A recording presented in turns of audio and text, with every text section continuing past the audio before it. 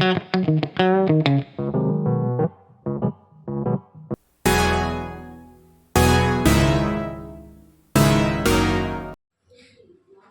রেসিপিটা শুরু করে দিই। রেসিপিটা শুরু করতে কি কি লাগে উপকরণ আগে আমরা দেখিয়ে নিই। এগুলো হলো পুঁই শাক। পুঁই শাকটা ছোটো ছোটো টুকরো করে কেটে নিয়েছি। আচ্ছা, এখানে একটা টিপস দিয়ে রাখি। পুঁই শাক অনেকেরই আমাদের গ্যাস অম্বল হয়, খেতে ভালো লাগলেও আমরা সেই জন্য খেতে পারি না। তা পুঁই শাকে যদি আমরা খোলাটা না ছাড়িয়ে যদি খোলা সমেতই ডাঁটাগুলো কেটে নিই, দিয়ে রান্না করি, তাহলে কিন্তু আমাদের গ্যাস অম্বল হবে না। এই যে ডাঁটাগুলোকে এইরকম খোলা সমেতই, এগুলোকে খোলার ছাড়ালে হবে না, এগুলো সমেত ডাঁটাগুলো যতটা সম্ভব সরু সরু করে কেটে নিতে হবে। তাহলে গ্যাস অম্বল যাদের প্রবলেম তাদের কোনো ক্ষতি হবে না। আর ফোড়নে দিতে হবে, এখানে আছে একটা শুকনো লঙ্কা, একটু রসুন আর সর্ষে। তাহলে প্রথমে কড়াতে তেল দিই।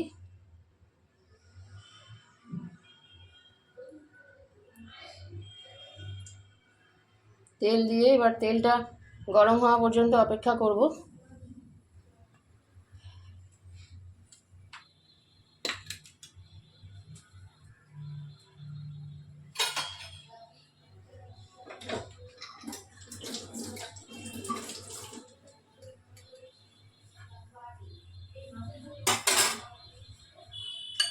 তেলটা গরম হয়ে গেলে এর মধ্যে আমরা শুকনো লঙ্কাটা প্রথমে ফোড়নে দেব।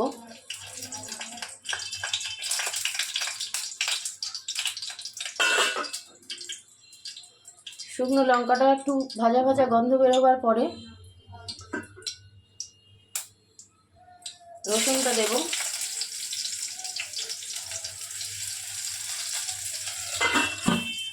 রসুনটা খানিকটা ভেজে নিতে হবে, একটু লাল লাল করে ভেজে নেওয়ার পরে সর্ষেটা দেব। এখানে আমরা প্রথমে সর্ষেটা দিলাম না, কারণ সর্ষেটা দেওয়ার পর এগুলো দিলে সর্ষেটা বেশি পুড়ে যাবে, সেই জন্য এগুলো দেওয়ার পর লাস্টে সর্ষেটা দেব।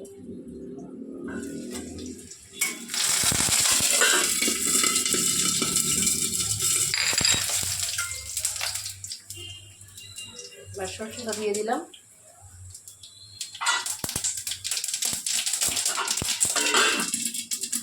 সর্ষেটা দিয়ে ঢেকে দিতে হবে, কারণ সর্ষেটা ফাটতে শুরু করবে তো তখন তা চারিদিকে ছড়িয়ে যাবে, সেই জন্য ঢেকে দিতে হবে। এরপরে আমরা শাকটা দিয়ে দেব।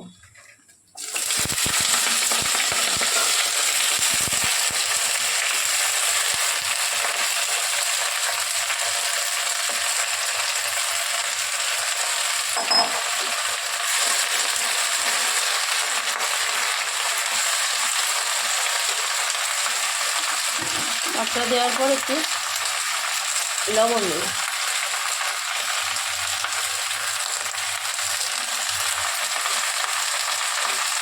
লবণটা যে যেমন খাই সে তেমন স্বাদ অনুযায়ী দেবে।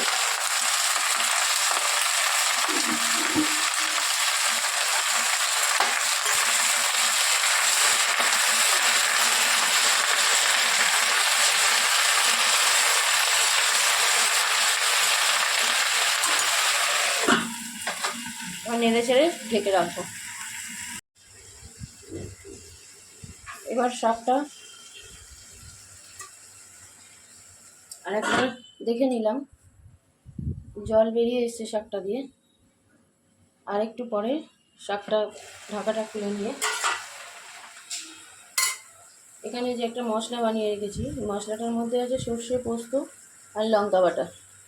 লঙ্কাটা যে যেমন ঝাল অনুসারে নেবে, এই মশলাটা দিয়ে দিলাম।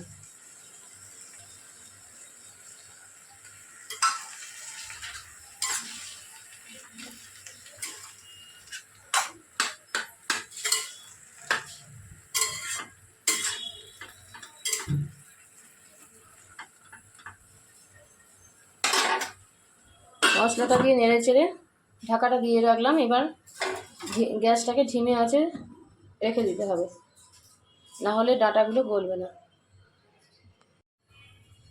এবার দেখে নিই শাকটা কত দূর হয়েছে।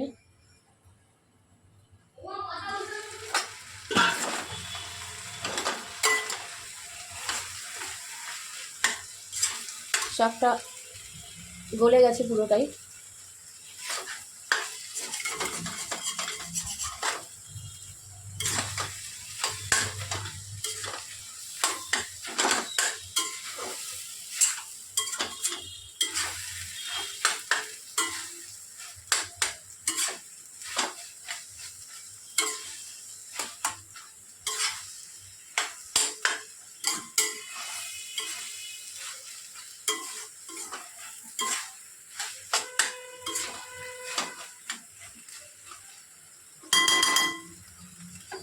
আর একটু ঢেকে রাখবো। এটা একদম শুকনো শুকনো করে নামাতে হবে, জল কাটলে ভালো লাগবে না। এবার দেখি, ফিরে এসেছি শাকটাকে দেখার জন্য লাস্ট ফিনিশিং কেমন হয়েছে।